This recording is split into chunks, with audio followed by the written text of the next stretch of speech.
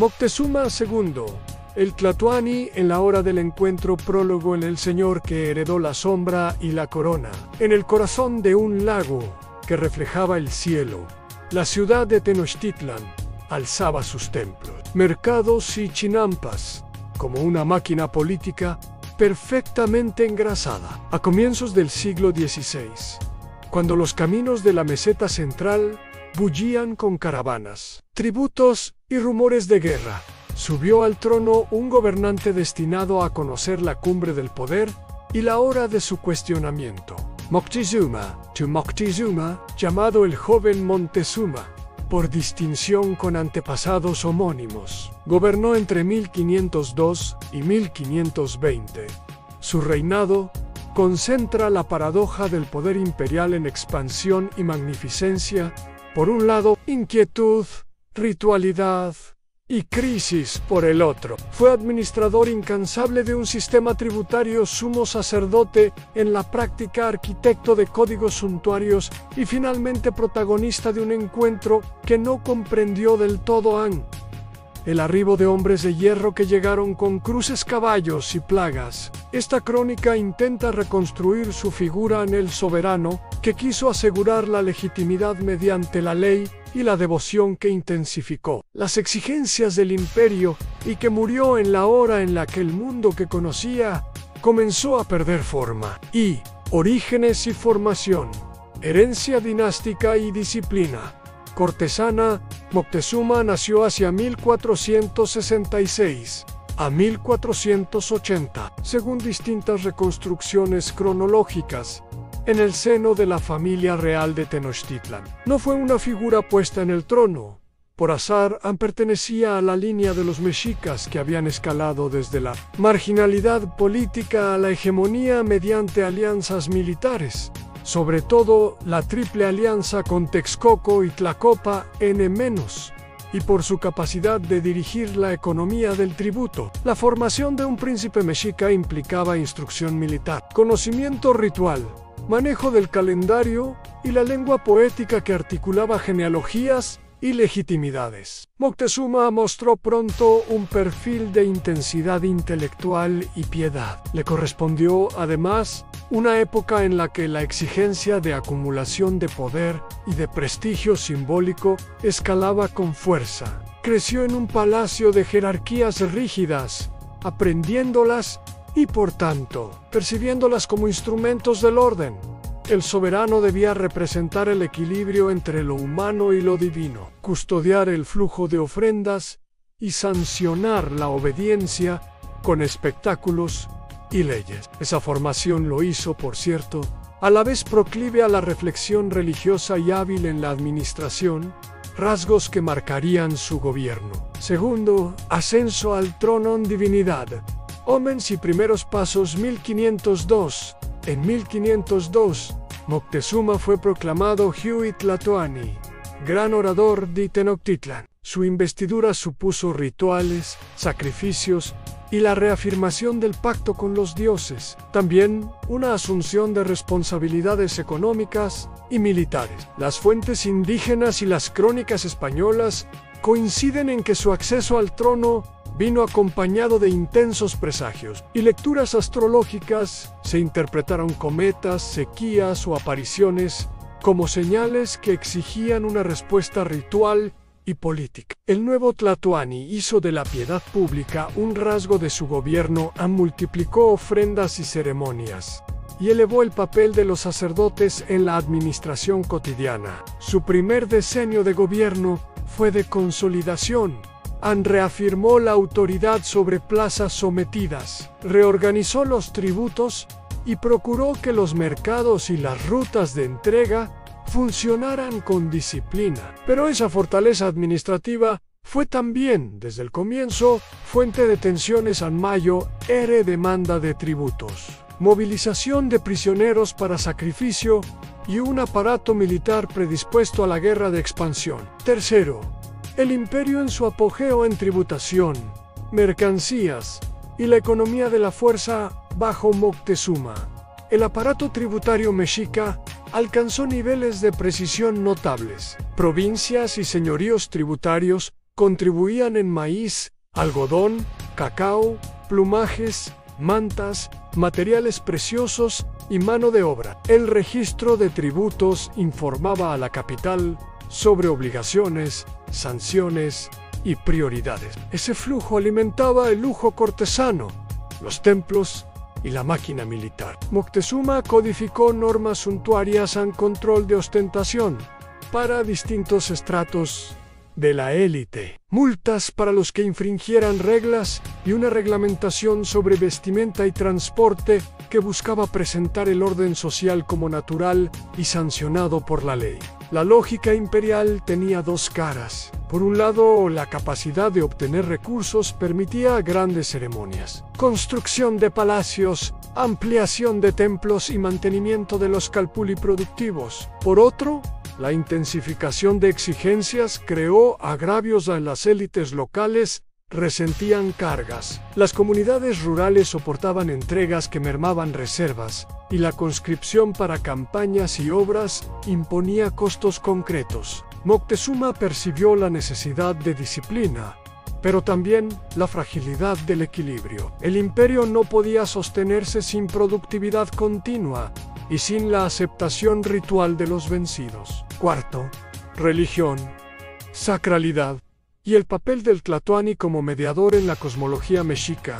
El tlatoani no era mero administrador, era mediador entre el mundo humano y las deidades. La centralidad del culto al sol, las prácticas de sacrificio humano y la calendarización ritual colocaban al gobernante en la tarea permanente de asegurar el ciclo cósmico. Moctezuma intensificó los rituales públicos en grandes ofrendas, peregrinaciones ceremoniales y la construcción o renovación de espacios sagrados que reafirmaban la continuidad del mundo social.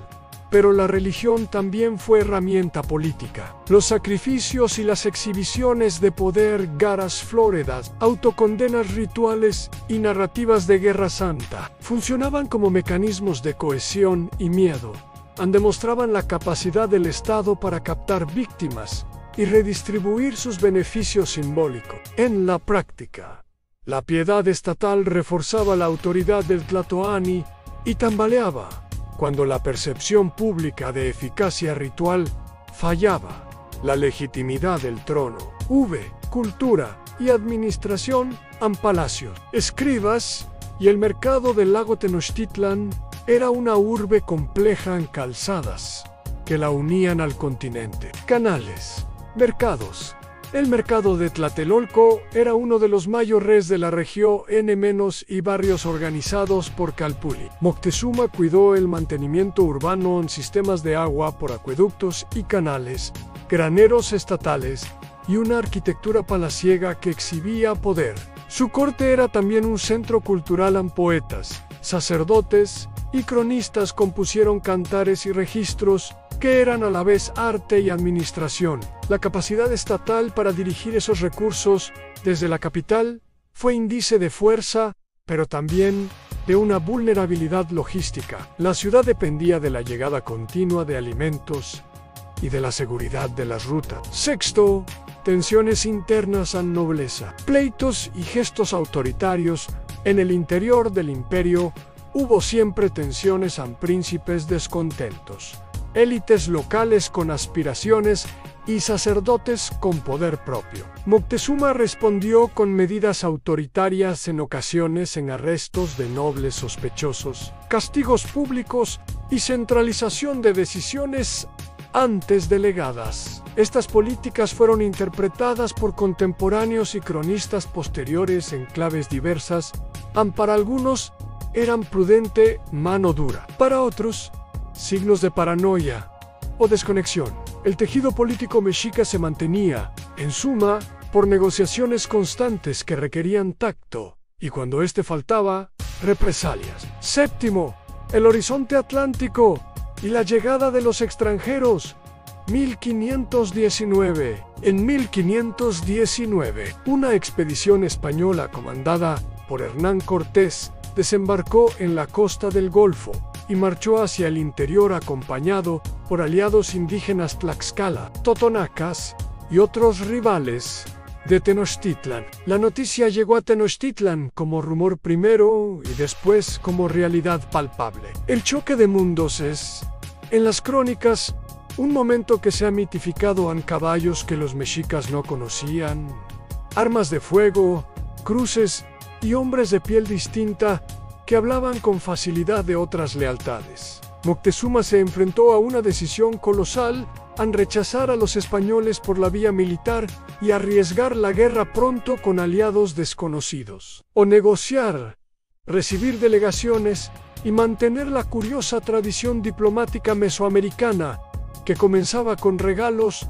regalias y reconocimiento simbólico. Sus decisiones en ese periodo fueron complejas y están abiertas a interpretación. Ordenó recibir embajadas, envió regalos profusos, oro, mantas, plumas y organizó recepciones en la ruta. Envió mensajeros y trató de evaluar la naturaleza de los forasteros. Parte de esa conducta se explica por la costumbre diplomática. Los pueblos mesoamericanos enviaban presentes a visitantes poderosos y medían su intención a través de la generosidad. Pero había también lecturas místicas.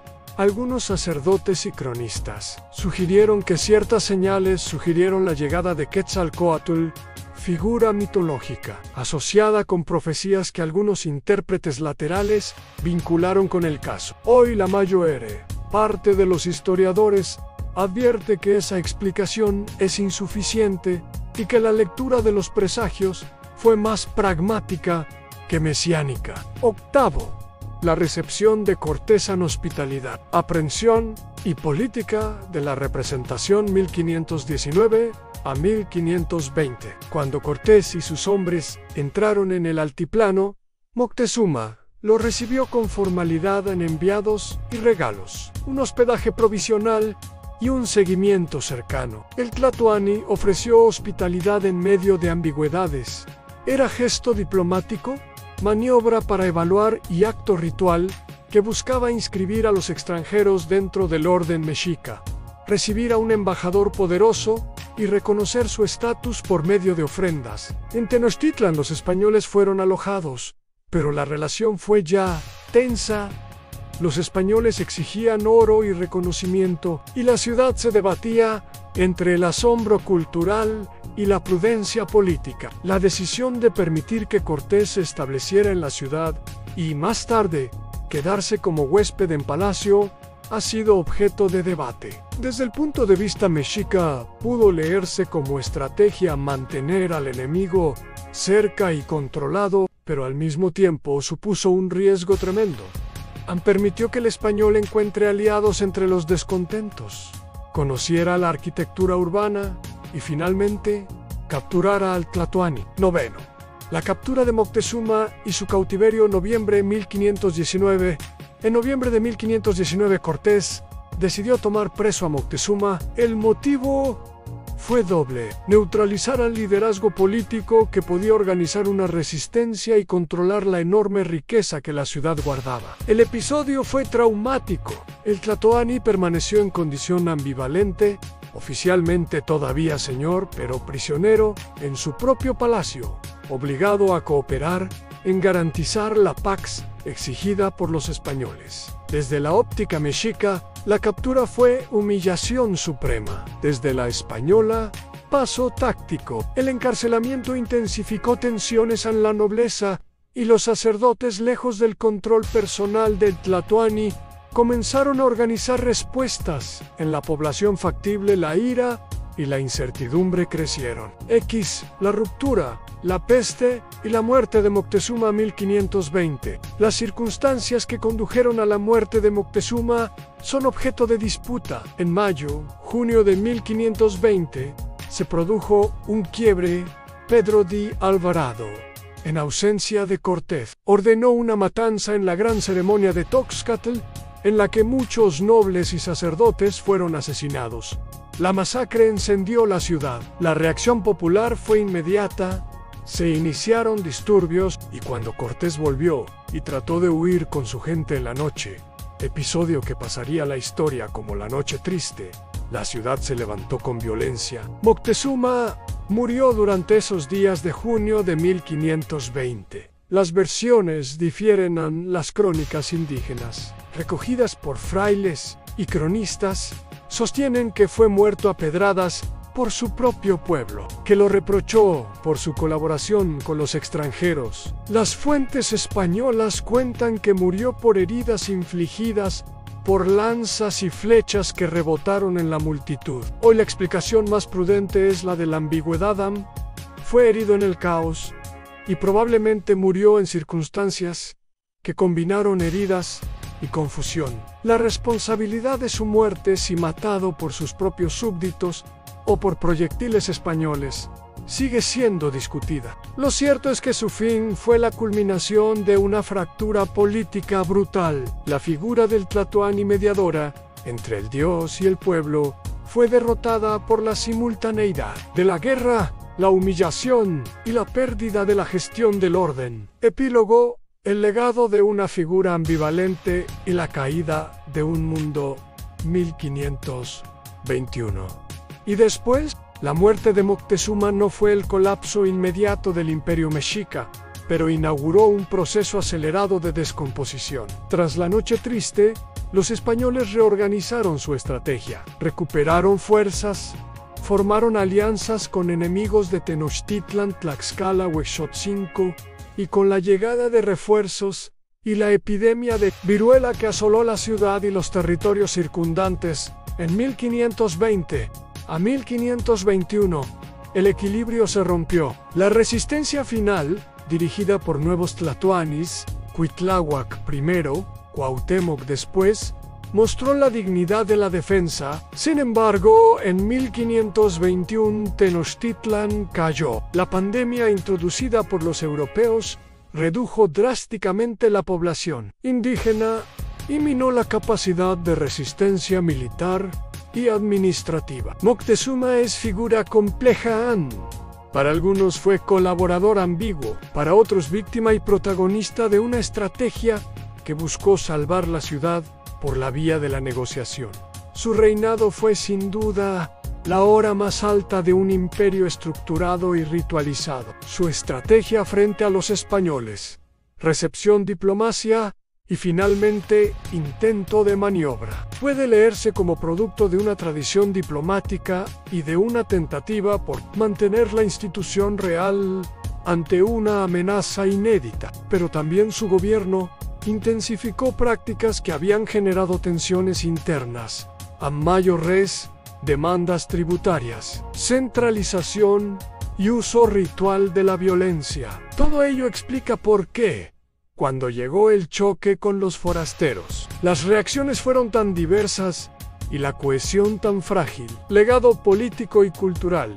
La figura de Moctezuma permanece ambivalente en la memoria histórica. En la narrativa mestiza y en los registros coloniales aparece como el señor que enfrentó a los españoles y que, a la vez, cometió errores tácticos. En la tradición indígena, su muerte simboliza la fractura de un orden. Culturalmente, su reinado y su caída significaron la transición más dramática en la historia de Mesoamérica. Del mundo mesoamericano autóctono a un orden colonial que transformaría costumbres, lengua, religión y política. Reflexión final en el poder en la hora del encuentro. La biografía política de Moctezuma II es lección sobre los límites del poder, cuando la estructura de sentido que lo legitima se ve confrontada por un fenómeno no previsto. Fue un gobernante que intentó preservar la ciudad mediante la ley, la ceremonia y la diplomacia. Fue también un actor en la tensión entre coerción y consenso que atraviesa cualquier gran poder. Su destino enseña que la legitimidad no es solo la suma de riquezas y ejércitos, sino la capacidad de leer lo nuevo, de adaptar rituales y de conservar la lealtad frente a rupturas radicales. En su persona se condensan las grandezas del régimen mexica y las fallas de una hora que hizo tambalear hasta lo divino. Así concluye la crónica de Moctezuma II, el Tlatoani, en la hora del encuentro. Un soberano que ejerció la magistratura ritual con severidad, que administró un imperio de prodigios y contradicciones, y que murió en el vórtice de un encuentro que cambió la historia de México y del mundo.